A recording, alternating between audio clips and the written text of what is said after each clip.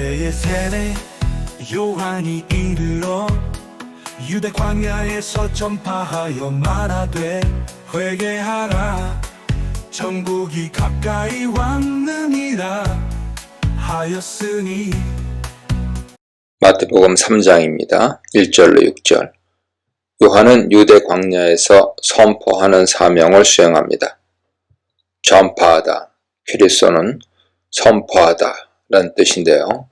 예수님, 제자들, 기독교인들이 선포하는 장면에 사용되는 용어입니다. 요한은 하늘나라가 가까이 왔으니 회개하라고 말합니다. 그는 하늘나라, 곧 새로운 질서가 열릴 것이기 때문에 회개하고 이 나라에 들어가도록 촉구합니다. 요한이 전한 소식은 하나님이 왕으로 다스리시는 나라 또는 하늘에 속한 나라가 이 땅에 왔다는 것으로 하늘나라의 도래는 복음입니다. 하나님의 통치가 이루어지는 것은 이스라엘 백성이 오랫동안 기다린 소식이죠. 회개하라는 명령법이고 이어 하늘나라가 가까이 왔다는 직설법입니다. 논리적으로는 하늘나라가 가까이 왔다는 직설법이 우선이지만 회개를 강조하기 위해 명령법이 앞에 나옵니다. 회개를 해서 하늘나라를 가져오는 것이 아니라 하늘나라가 왔기 때문에 회개로 반응해야 하는 것입니다. 하늘나라의 통치를 절대시하고 하늘 아버지의 뜻에 순종해서 사는 것이 회개입니다. 회개는 하나님이 은혜로 공급하신 것에 대한 반응이죠. 하나님께 돌아오는 것은 이전에 머물던 죄의 길에서 돌이키는 것을 포함합니다. 마음의 변화뿐만 아니라 삶의 변화가 수반되는 것이 바른 회개입니다. 회개의 결과는 하나님과의 깨어진 관계가 회복되고 사람들 상호 간의 관계도 회복되는 것이죠. 마태는 이사야 40장 3절을 인용해서 세례 요한의 등장을 구약의 예언이 성취된 것으로 설명합니다. 이사야 본문에서 이집트를 탈출한 백성을 맞이하러 광야로 오셨던 주는 하나님이셨죠. 이제 광야에 오실 주는 예수님입니다. 이 메시지를 전하는 요한은 낙타 털옷을 입었고 그의 허리에 가죽띠를 했습니다. 그의 음식은 메뚜기와 야생꿀이었습니다. 마태는 요한의 모습을 엘리야 선지자와 연결하죠.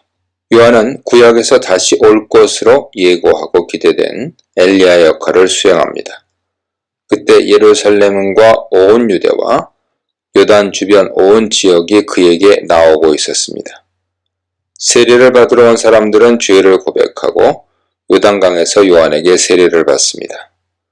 세례 주다, 밥티존의 문자적 의미는 물에 잠기다, 씻다, 정결하게 하다입니다. 요한의 물세례는 회개의 표시 또는 상징이죠. 요한은 종말이 가까이 왔기 때문에 이스라엘로 하여금 회개의 세례를 받음으로써 메시아의 방문을 준비하도록 명령합니다. 세례 요한은 단절된 하나님의 메시지를 전하는 선지자로 왔습니다.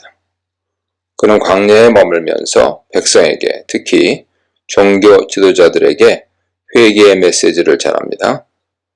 하나님의 메신저가 보여주는 삶은 옛 선지자, 엘리야 같은 사람들이죠. 옛 선지자처럼 하나님이 맡기신 사역에 집중하는 것입니다. 그는 백성이 기다렸던 선지자의 역할을 맡았으나 가장 낮은 자의 모습으로 광야에서 백성의 회개를 외쳤습니다. 회개를 외칠 수 있는 힘과 효력은 외치는 자의 삶과 분리되지 않지요. 이 시대를 향해서 독사의 새끼들이라고 외칠 수 있는 용기와 확신은 하나님이 주신 사명에 초점을 맞추고 그에 상응하는 삶을 살아갈 때 나오는 것입니다. 그리고 요한이 전한 메시지는 회개입니다. 과거의 삶이 심판받고 오늘 구원의 길로 들어서는 것이 회개의 목적입니다. 회개의 표시인 세례는 일생 한 번 경험하는 것이지만 세례의 원리는 반복됩니다. 엉뚱한 것에 관심을 두는 시선을 돌이켜서 내가 하나님께 돌아가는 것이 회개이며 세례의 정신입니다. 7절로 12절입니다. 요한이 세례를 베푸는 곳에 온 바리새인들과 사두개인들은 세례 주는 현장을 조사하기 위해 왔습니다. 다시 말하면 바리새인들과 사두개인들은 회개하지 않았습니다. 요한은 종교 지도자들을 향해 독사의 자식들이라고 합니다.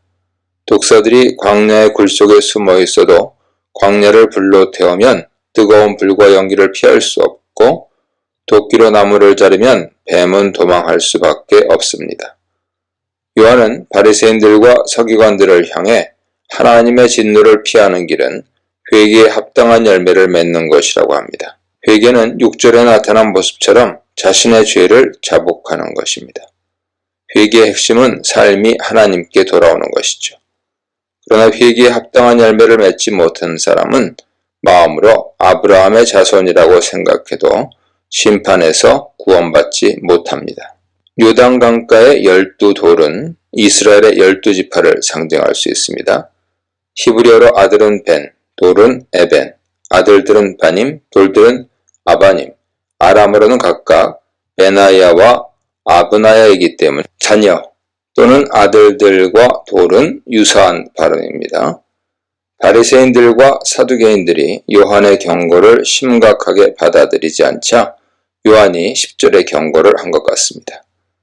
열매는 인간의 행위를 가리키죠. 열매 맺지 않는 자들은 즉각 회개해야 합니다. 나무 뿌리가 도끼에 잘려나가면 나무는 살 수 없고 더 이상 싹이나 열매를 맺지 못합니다. 요한은 앞으로 등장할 자는 자신보다 훨씬 더 강하다고 표현합니다. 요한은 뒤에 오실 자의 신을 풀 신분도 못 된다고 합니다. 주인의 신을 풀어주는 행위는 너무 천해서 종이 하는 일이었고 히브리 종에게도 맡길 수 없을 정도의 일이었습니다. 이처럼 요한 뒤에 오는 이는 신분면에서 요한과 비교할 수 없는 존재입니다. 더 강한 분인 예수님도 세례를 베풀 것인데 물이 아니라 불과 성령을 사용하실 것입니다. 농부는 타작마당에서 알곡을 곡간에 모으려고 퀴즈를 해서 필요 없는 죽정이를 따로 모아 불에 태웁니다. 예수님은 불과 성령으로 세례를 베푸시는 분이죠. 예수님 당시 광야와 요단강은 이스라엘의 해방이나 회복을 상징하는 것이었고 세례는 죄의 수치를 씻음받아 자유, 즉 구원을 얻는 것을 상징했습니다. 요한의 물 세례가 구원을 기대하면서 나온 자들을 위한 상징적인 행위였던 반면 예수님의 세례는 실제 구원을 의미했습니다. 누구든지 예수님께 와서 회개하는 자는 실제로 구원, 곧 회복을 경험할 수 있었기에 예수님은 상징적인 행위인 세례를 주신 적이 없습니다. 이처럼 요한의 세례나 예수님의 세례는 기능면에서는 같지만 능력의 차이가 있습니다. 이런 능력의 차이를 보여주는 표현이 바로 물로 주는 세례와 비교될 수 없는 불과 성령의 세례입니다.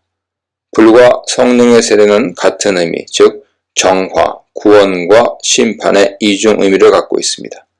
어떤 사람들은 정화되고 어떤 사람은 심판을 받는다는 뜻이죠. 그래서 요한은 진정으로 회개하는 사람들의 죄는 오실 이가 베푸는 성령의 능력으로 정결하게 될 것이지만 오실 이에게 회개로 반응하지 않는 사람들은 심판을 피할 수 없음을 경고합니다. 은혜로운 하늘나라에 들어가기 위해서는 반드시 회개해야 하는데 들어갈 때 회개하는 것처럼 들어간 사람들의 생활도 회개 열매로 그 신분을 입증해야 합니다. 회개의 열매가 없는 것은 회개하지 않았음을 드러냅니다. 하나님의 백성이라고 아브라함의 아들이라고 자부하는 사람들은 언제나 교회에 차고 넘치죠. 교회 생활을 한다고 해도 회개의 열매가 삶에서 나타나지 않는 사람들은 죽정의 운명을 겪을 수밖에 없을 것입니다. 바리새인들과 서기관들처럼 종교적 기준 안에서 안전을 확보했다고 생각하는 것은 끔찍한 오해입니다.